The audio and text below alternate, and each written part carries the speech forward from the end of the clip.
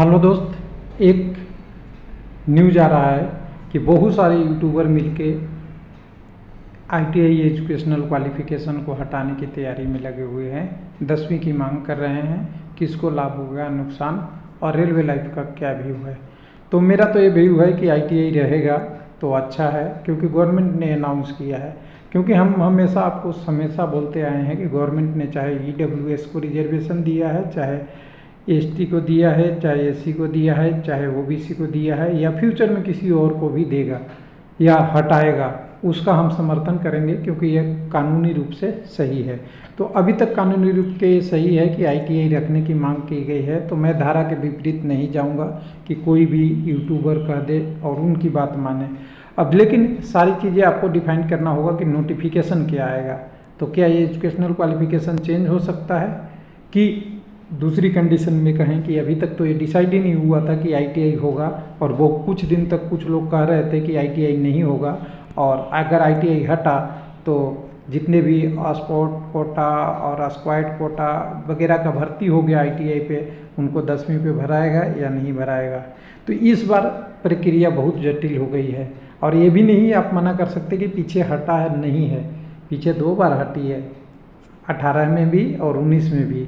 तो क्या 2024-25 इस बार रिपीट होगा? तो मुझे नहीं लगता कि इतना ज़्यादा रिपीट होने वाला है। कुछ बीच का रास्ता निकले तो निकले, लेकिन पूरी तरह से हटना मुश्किल है, और मुश्किल है। बीच का रास्ता यही होगा कि वैकेंसी बढ़ सकती है। क्योंकि मैं ये इस एक्सपीरियंस से बोल रहा हूँ कि लाभ नुकसान, मेरे जैसे 2,30,000 व्यूअर को बिना कहे कोई चैनल पे सब्सक्राइब नहीं करता, तो भी नहीं कहता मैं, फिर भी ऐसे चैनल पे हमने कोशिश किया है कि किसी के साथ पक्षपात ना हो, चाहे वो 10वीं के कैंडिडेट हो या आईटीआई के हो।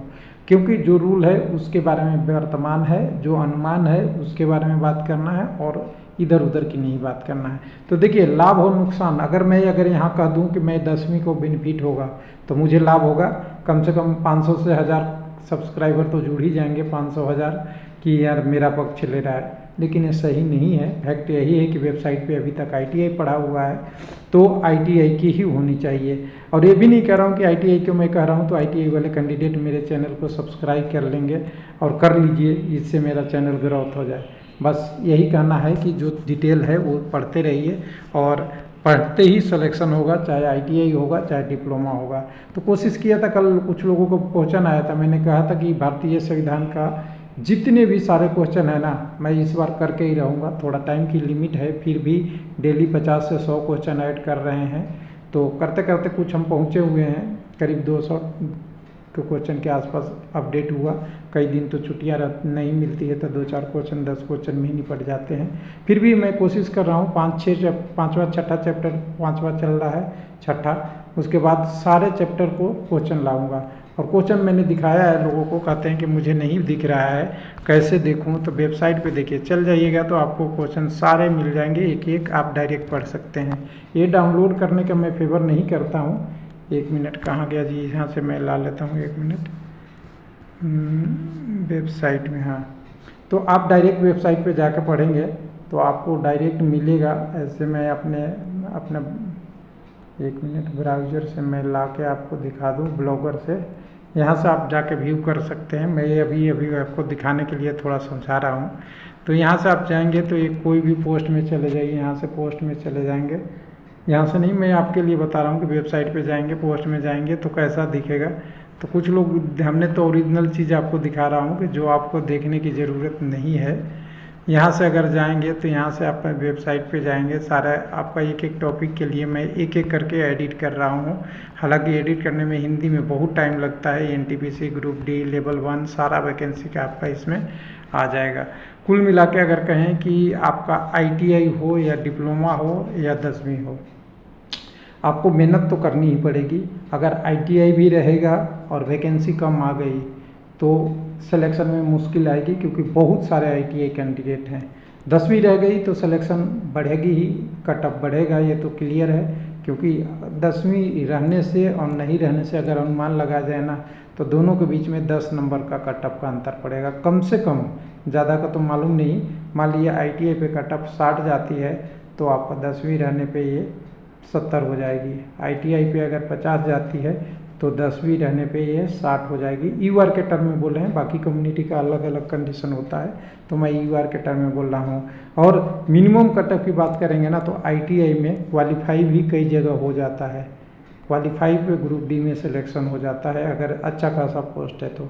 लेकिन अगर 10वीं रहेगा तो क्वालिफाई पे कहीं नहीं सिलेक्शन होगा यूआर में, गारंटी लीजिएगा। तो मिनिमम अगर आईटीआई में मिनिमम अगर आईटीआई केवल रहता है इलेक्ट्रिकल, मैकेनिकल, सिविल और आपके जो ऑपरेशन है, इन सारे चारों पांचों डिपार्टमेंट में अगर केवल आईटीआई रहता है तो कट ऑफ का सबसे बढ़िया रेंज है 45 से 55 वाला। ये गुड कंडीशन है और कई जगह हो सकता है 60 भी जाएगा, इतना ही कट ऑफ जाएगा आपका सिलेक्शन होने में। लेकिन आईटीआई हटेगा तो सिलेक्शन बाद ज़्यादा जाएगा, और ज़्यादा जाएगा तो 10वीं वाले कैंडिडेट मेहनत करते हैं, ऐसा नहीं है, बहुत मेहनत करते हैं, क्योंकि वो 10वीं दिखाने के लिए हैं। ग्रेजुएट होते हैं, अंडर ग्रेजुएट होते हैं, एसएससी की तैयारी कर रखे होते हैं, आपका यूपीएससी के भी कई लोग पेपर दे चुके होते हैं। सिलेक्शन होने के बाद तो ग्रुप डी में कोई नहीं आएगा, लेकिन पेपर दे के अपनी ट्राई कर लेते हैं। तो इस हिसाब से लोगों का आईटीआई वाले कैंडिडेट का दिल धड़कते रहता है कि आईटीआई हो जाए तो एक बार तो कम से कम मौका मिले, 2 बार मौका तो मिला नहीं, ये उनका फैक्ट है। और 10वीं का ये है कि वैकेंसी ही ख़त्म हो गई, कुल मिला के 55-56 हज़ार आई है। एनटीपीसी में अगर कुल मिला दे तो करीब हम मान लीजिए 11,000 प्लस 12,000 11,000 प्लस वैकेंसी आई है, बहुत कम है पिछले साल के मुकाबले। तो उनका डिमांड रहेगा कि 10वीं में आईटीआई ज़्यादा पोस्ट में न चला जाए। थैंक यू, धन्यवाद।